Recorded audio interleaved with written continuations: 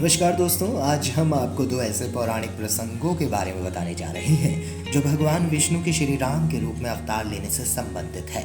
जैसा कि आप सभी जानते ही होंगे कि आदि पुरुष श्री राम भगवान विष्णु जी के 7वें अवतार थे, जिनका जन्म त्रेता युग में अयोध्या के राजा दशरथ और रानी कौशल्या के घर हुआ था। हिंदू धर्म के अनुसार भगवान राम के जीवन का उद्देश्य धर्म का पालन, सत्य पुनर्स्थापना, अधर्म का नाश और भक्तों का संरक्षण करना था।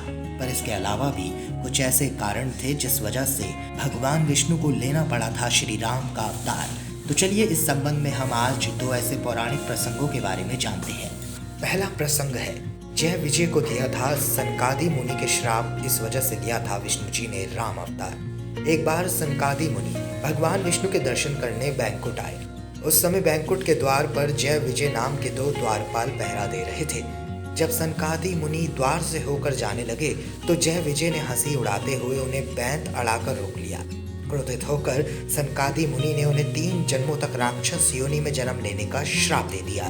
फिर जय विजय द्वारा क्षमा मांगने पर सनकादि मुनि ने कहा कि दिया हुआ श्राप कभी वापस नहीं लिया जा सकता। जो कार्य तुमने किया है उसकी माफी तुम्हें तभी मिल सकती है जब तीनों ही जन्म में तुम्हारा अंत स्वयं भगवान श्री हरि विष्णु करेंगे।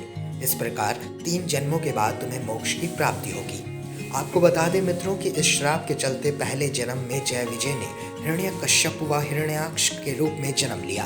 तब भगवान विष्णु ने वराह अवतार लेकर हिरण्याक्ष का तथा नरसिंह अवतार लेकर हिरण्यकश्यप का अंत किया था। दूसरे जन्म में जय विजय ने रावण व कुंभकर्ण के रूप में जन्म लिया।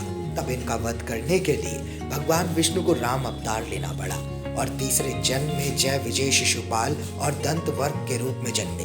तब इस जन्म में विष्णु रूप भगवान श्री कृष्ण ने इनका वध किया। इसी प्रकार एक दूसरा प्रसंग भी सुनने को मिलता है जिसके अनुसार भी भगवान विष्णु को श्री राम अवतार लेना अति आवश्यक हो गया था। और प्रसंग है, मनु और शतरूपा को वरदान देने के कारण भगवान विष्णु को राम अवतार लेना पड़ा। जैसा कि आप सभी जानते होंगे कि मनु और उनकी पत्नी शतरूपा से ही मनुष्य जाति की उत्पत्ति हुई। इन दोनों पति पत्नी के धर्म और आचरण बहुत ही पवित्र थे। वृद्ध होने पर मनु अपने पुत्र को राजपाट देकर वन में चले गए। वहां जाकर मनु और शतरूपा ने कई हजार साल तक भगवान विष्णु को प्रसन्न करने के लिए तपस्या की। प्रसन्न होकर भगवान विष्णु प्रकट हुए और उनसे वन मांगने के लिए कहा। तब मनु और शतरूपा ने श्री हरि से कहा कि हमें आपके समान ही पुत्र की अभिलाषा है। उनकी इच्छा सुनकर श्री हरि विष्णु जी ने कहा कि संसार में मेरे समान कोई और नहीं है, इसलिए तुम्हारी अभिलाषा पूरी करने के लिए मैं स्वयं तुम्हारे पुत्र के रूप में जन्म लूंगा। कुछ समय बाद आप अयोध्या के राजा दशरथ के रूप में जन्म लेंगे। उसी समय मैं आपका पुत्र बनकर आपकी इच्छा पूरी करूंगा। इस प्रकार इन दोनों पौराणिक प्रसंगों के अनुसार भगवान विष्णु के लिए श्री राम का अवतार लेना अति आवश्यक हो गया था। जय श्री राम।